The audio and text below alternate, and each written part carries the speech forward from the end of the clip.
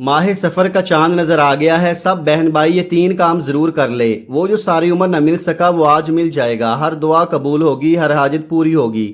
رب کریم سے جو مانگو گے منہ سے نکلی ہر بات پوری ہوگی۔ خدارا یہ موقع سال میں صرف ایک بار آتا ہے، اسے ضائع مت کرنا۔ بسم اللہ الرحمن الرحیم۔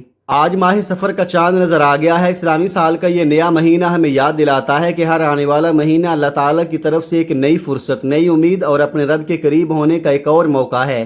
اسلام میں ماہ سفر کو بذات خود منحوس قرار نہیں دیا گیا، بلکہ نبی کریم صلی اللہ علیہ وآلہ وسلم نے زمانہ جاہلیت کے اس باطل عقیدے کی نفی فرمائی کہ سفر نحوست والا مہینہ ہے۔ اس لیے ایک مومن کے لیے یہ مہینہ بھی اللہ تعالیٰ کی رحمت، عبادت، دعا، توبہ اور نیک اعمال کا مہینہ ہے۔ اگر آپ چاہتے ہیں کہ اللہ تعالیٰ آپ کی پریشانیاں دور فرمائے، رزق میں برکت عطا کرے، بیمار کو شفا دے، قرض سے نجات عطا فرمائے، دل کی بے چینی ختم کر دے اور برسوں سے رکی ہوئی دعاؤں کے لیے آسانیاں پیدا فرمائے، تو آج چند لمحوں کے لیے دنیا کے تمام کام چھوڑ کر اس ویڈیو کو آخر تک ضرور دیکھیے گا۔ آج میں آپ کو 3 ایسے مختصر اعمال بتانے والا ہوں جنہیں اخلاص، یقین اور اللہ پر کامل بھروسے کے ساتھ اگر پڑھ لیا جائے تو بندہ اپنے رب کی رحمت کے مزید قریب ہو جاتا ہے اور اللہ تعالیٰ جسے چاہتا ہے اپنے فضل سے نواز دیتا ہے۔ اگر کوئی شخص یہ اعمال سفر کا چاند دیکھ کر پڑھ لے تو سارا سال اللہ کی رحمت برستی ہے۔ یاد رکھیں، دعا کی قبولیت اور ہر نعمت کا اختیار صرف اللہ تعالیٰ کے ہاتھ میں ہے۔ وہی بہتر جانتا ہے کہ کب، کیسے اور کس انداز میں اپنے بندے کی دعا قبول فرمانی ہے۔ اگر آپ غربت، قرض، بیماری، گھریلو پریشانی، بے سکونی، کاروباری مشکلات یا کسی بھی بڑی آزمائش میں مبتلا ہیں، یا آپ کو محسوس ہوتا ہے کہ دعائیں قبول نہیں ہو رہیں، تو آج کی یہ ویڈیو آپ کے لیے ہے۔ اسے آخر تک ضرور دیکھیے، کیونکہ ممکن ہے اللہ تعالیٰ اسی ذریعے سے آپ کے لیے خیر اور آسانی کا راستہ کھول دے۔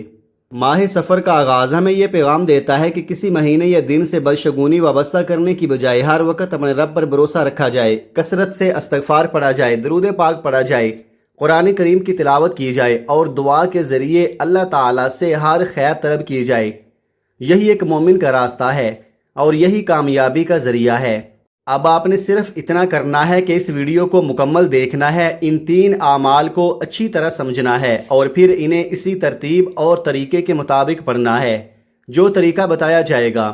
اللہ تعالیٰ اخلاص کے ساتھ کیے گئے ہر نیک عمل کا بہترین بدلہ عطا فرماتا ہے۔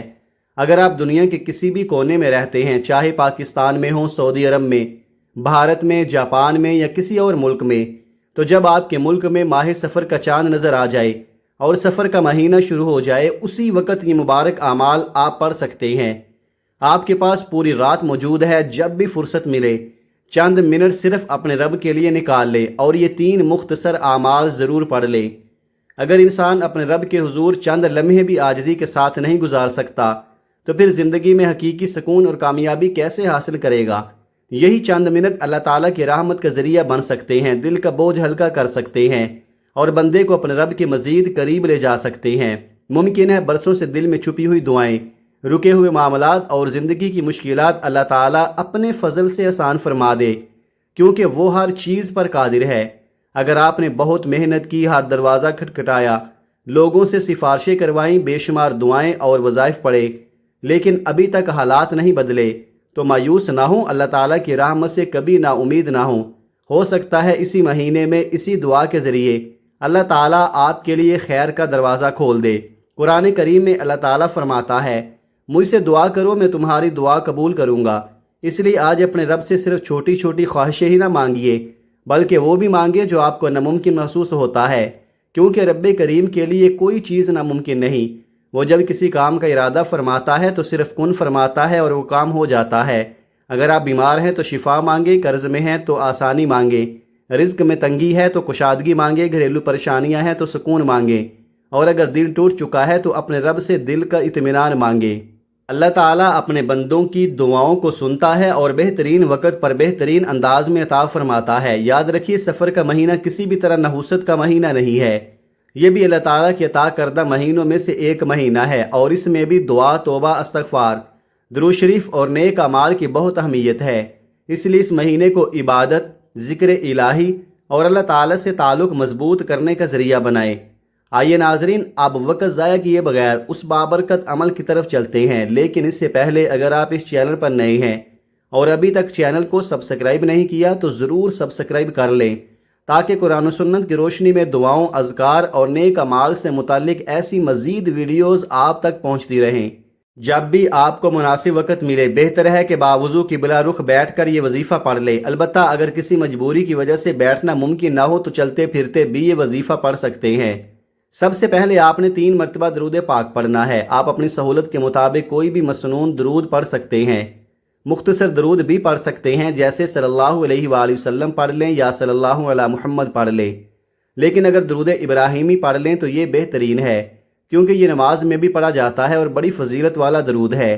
نبی کریم صلی اللہ علیہ وآلہ وسلم نے فرمایا کہ جو شخص مجھ پر 1 مرتبہ درود بھیجتا ہے اللہ تعالیٰ اس پر 10 رحمتیں نازل فرماتا ہے، اس کے 10 گناہ مٹا دیتا ہے اور اس کے 10 درجات بلند فرما دیتا ہے۔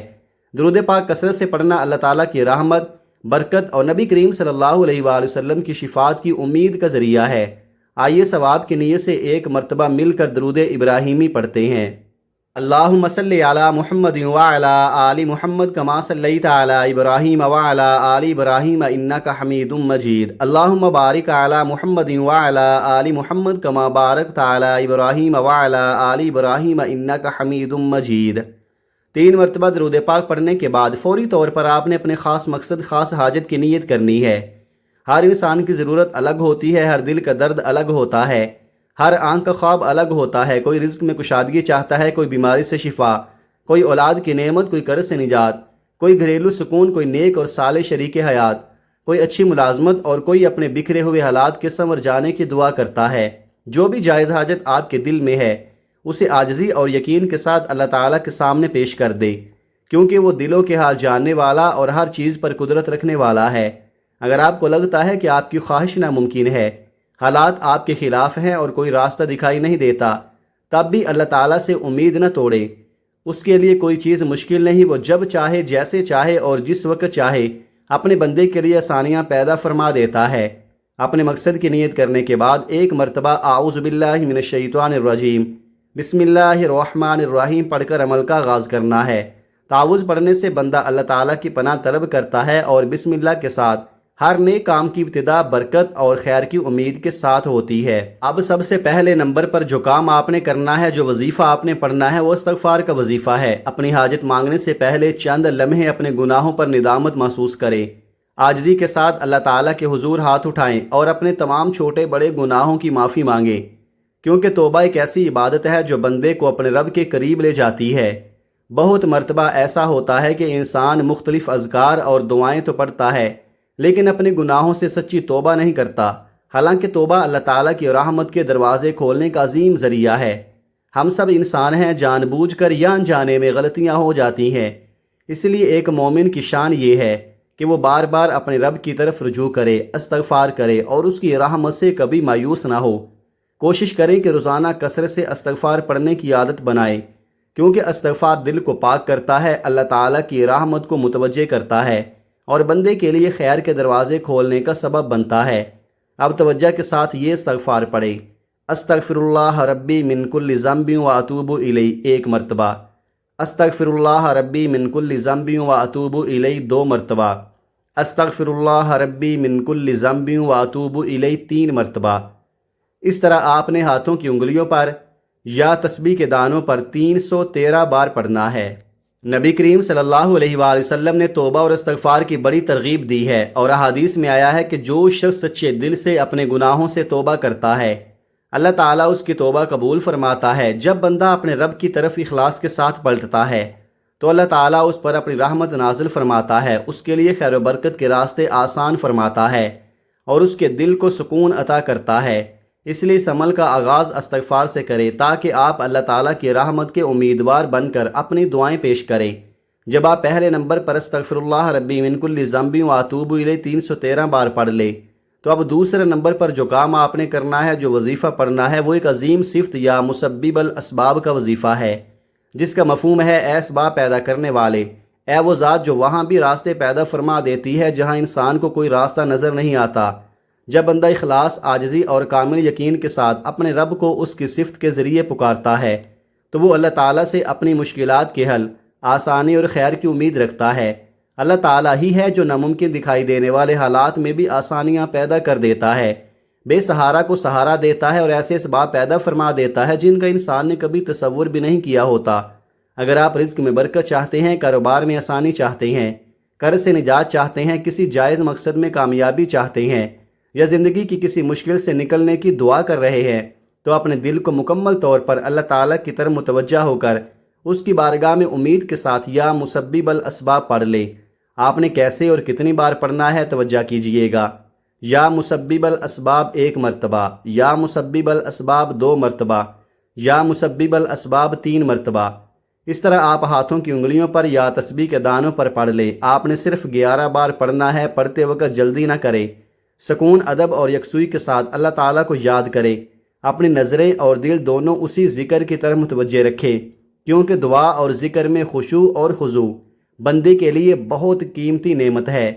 یاد رکھیے، کامیابی، رزق، آسانی اور ہر قسم کی مدد صرف اللہ تعالیٰ کی طرف سے ہی آتی ہے۔ وہی حقیقی کارساز، مددگار اور ہر سبب کا پیدا کرنے والا ہے۔ اسی لیے اس ذکر کو مکمل یقین، عاجزی اور اللہ تعالیٰ پر کامل بھروسے کے ساتھ ادا کریں اور اپنے تمام معاملات اسی کے سپرد کر دیں۔ جب آپ دوسرے نمبر پر یا مسبب الاسباب 11 بار پڑھ لیں تو اب تیسرے اور آخری نمبر پر جو کام آپ نے کرنا ہے، جو وظیفہ پڑھنا ہے، یہ قرآن مجید کی عظیم سورت سورہ کوثر کی تلاوت ہے۔ سورہ کوثر اگرچہ قرآن کریم کی سب سے مختصر سورت ہے، لیکن اس میں اللہ تعالیٰ کی بے شمار نعمتوں، شکر گزاری اور اخلاص کے ساتھ عبادت کا عظیم پیغام موجود ہے۔ ایک مومن کے لیے قرآن کریم کی ہر سورت باعث ہدایت، باعث برکت اور باعث رحمت ہے۔ اب پوری توجہ، محبت اور عاجزی کے ساتھ سورہ کوثر کی تلاوت کریں۔ ہر آیت پڑھتے ہوئے اپنے دل کو اللہ تعالیٰ کی طرف متوجہ رکھیں اور اپنی جائز حاجات کے لیے گڑ گڑا کر دعا کیجیے۔ آنکھوں میں نمی ہو، دل میں امید ہو اور زبان پر اللہ تعالیٰ کا ذکر ہو، کیونکہ وہ اپنے بندوں کی پکار کو خوب سنتا ہے۔ ثواب کی نیت سے سورہ کوثر کی تلاوت سماعت فرما لیں۔ اعوذ باللہ من الشیطان الرجیم، بسم اللہ الرحمن الرحیم، انا اعطیناک الکوثر فصل لربک وانحر ان شانئک هو الابتر۔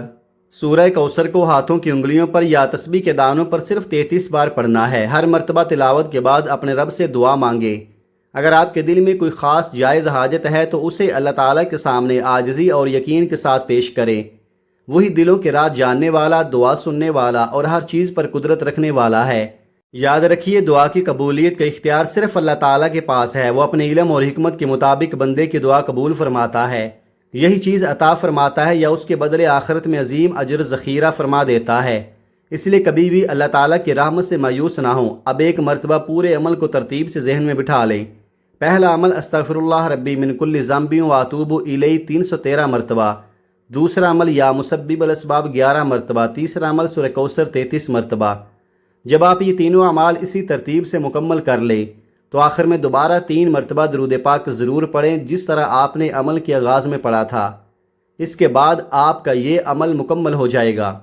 اب اپنے دونوں ہاتھ عاجزی کے ساتھ اللہ تعالیٰ کے حضور اٹھائیں، یا اگر ممکن ہو تو سجدے میں جا کر اپنے رب سے دعا کریں، کیونکہ بندہ اپنے رب کے سب سے زیادہ قریب سجدے کی حالت میں ہوتا ہے۔ دعا مانگتے وقت جلدی نہ کریں، اپنے دل کی ہر بات اپنے رب کے سامنے رکھ دیں۔ اس سے عرض کریں، اے میرے پروردگار، میرے تمام چھوٹے بڑے گناہوں کو معاف فرما دے، وہ گناہ بھی جن کی وجہ سے میری دعاؤں کی قبولیت میں رکاوٹ آتی ہے۔ اے اللہ، میری کوتاہیوں کو معاف فرما، میری عبادتوں کی کمی کو پورا فرما، مجھے نماز، تلاوت، ذکر اور نیک اعمال کی توفیق عطا فرما، اور مجھے ہمیشہ اپنی رضا والے راستے پر قائم رکھ۔ اپنی ہر پریشانی، ہر تکلیف، ہر آنسو اور ہر امید اپنے رب کے سامنے بیان کر دیں۔ وہ آپ کے دل کی وہ بات بھی جانتا ہے جو آپ زبان سے ادا نہیں کر سکتے۔ اس لیے پوری امید، عاجزی اور یقین کے ساتھ دعا کیجیے اور اللہ تعالیٰ کی رحمت سے کبھی مایوس نہ ہوں۔ آئیے اس بابرکت موقع پر ہم سب مل کر دعا کرتے ہیں۔ اے ہمارے مالک و مولا، اے سب سے زیادہ رحم فرمانے والے، اے دلوں کو سکون دینے والے، اے رزق عطا کرنے والے، اے بیماروں کو شفا دینے والے، اے پریشان حالوں کی فریاد سننے والے، ہم سب تیرے محتاج بندے ہیں، تیری بارگاہ میں عاجزی کے ساتھ ہاتھ پھیلائے کھڑے ہیں۔ اے اللہ، جو بھی اس عمل کو اخلاص کے ساتھ سن رہا ہے یا پڑھ رہا ہے، اس کی تمام جائز حاجات اپنے فضل و کرم سے پوری فرما۔ اس کے دل کے غم دور فرما، اس کے رزق میں برکت عطا فرما، قرض داروں کو قرض سے نجات عطا فرما، بیماروں کو کامل شفا عطا فرما، بے اولادوں کو صالح اولاد عطا فرما، گھروں میں محبت، سکون اور رحمت نازل فرما، اور ہمیں دنیا و آخرت کی ہر بھلائی عطا فرما۔ اے اللہ، دنیا بھر کے تمام مومن مردوں اور مومن عورتوں پر اپنا خاص رحم فرما۔ جو بیمار ہیں انہیں صحت کاملہ عطا فرما، جو پریشان ہیں انہیں آسانی عطا فرما، جو بے روزگار ہیں انہیں حلال اور بابرکت رزق عطا فرما، اور ہم سب کی دعاؤں کو اپنی رحمت سے قبول فرما۔ اے اللہ، ماہ سفر کو ہمارے لیے خیر، برکت اور رحمت، مغفرت اور آسانیوں کا ذریعہ بنا، اور ہمیں ہر قسم کے باطل عقائد اور بدشگونی سے محفوظ رکھتے ہوئے اپنا مضبوط بھروسہ نصیب فرما۔ آمین یا رب العالمین۔